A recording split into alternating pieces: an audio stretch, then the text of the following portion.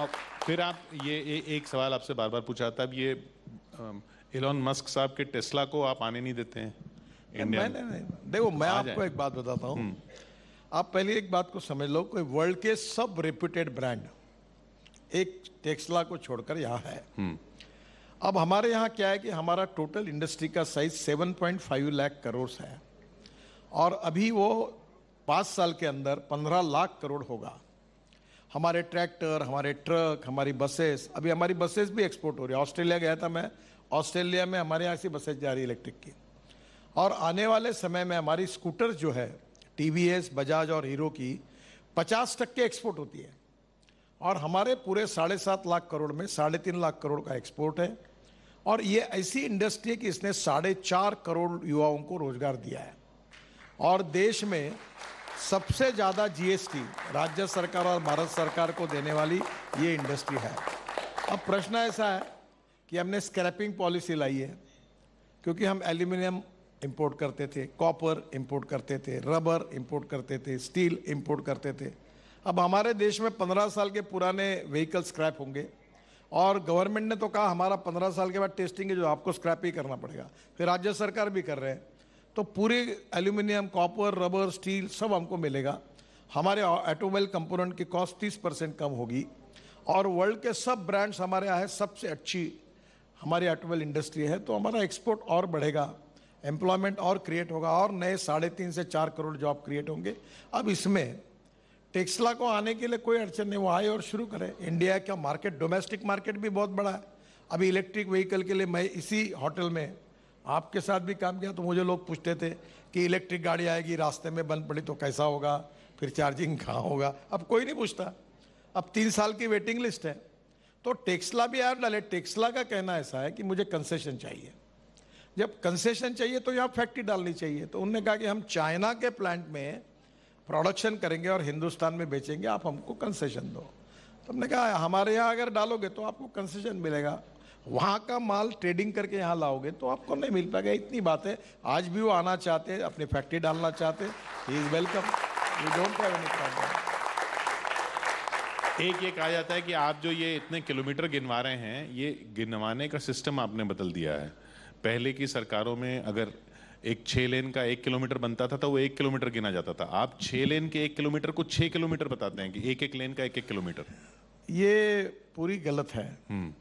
UPA सरकार के कार्यकाल में जो किलोमीटर गिनने की पद्धति थी उसी पद्धति से आज गिना जाता है, इसमें कोई बदल नहीं हुआ। तो वो चार्ज गलत लगा रहे हैं? वैसे ही है, वर्ल्ड में पद्धति यही है और उसी के प्रकार से कैलकुलेशन होता है।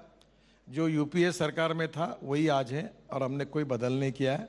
और अभी हमने 6 वर्ल्ड रिकॉर्ड किए हैं हमारे विभाग ने पहली बार, और उसमें से आज निश्चित रूप से मुझे विश्वास है कि कोविड के पीरियड में भी हमने वर्ल्ड रिकॉर्ड किए।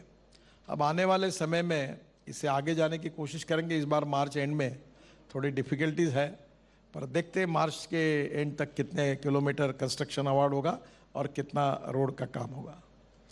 रोड के साथ साथ आप रोपवे पर भी बहुत काम कर रहे हैं, जो कि रोपवे पहले एक ट्रांसपोर्टेशन के तौर पर बहुत कम देखा गया इस देश में।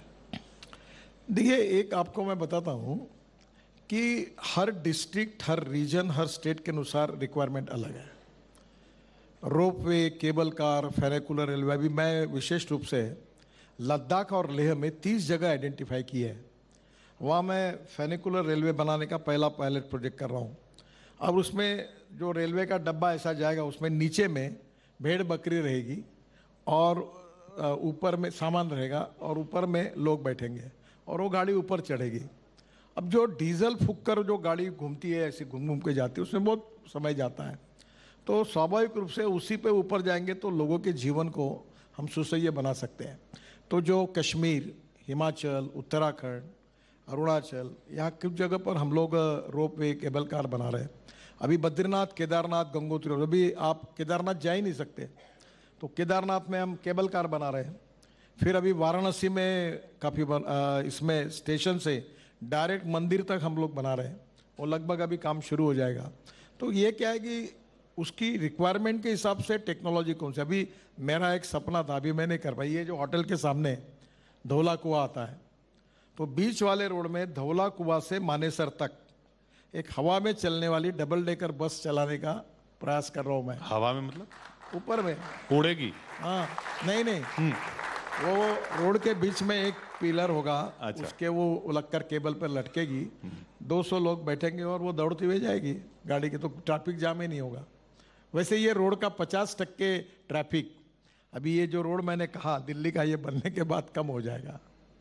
हाँ, मतलब आम भाषा में तो उड़ने वाली बस ही कही जाएगी अगर हवा में चलेगी तो।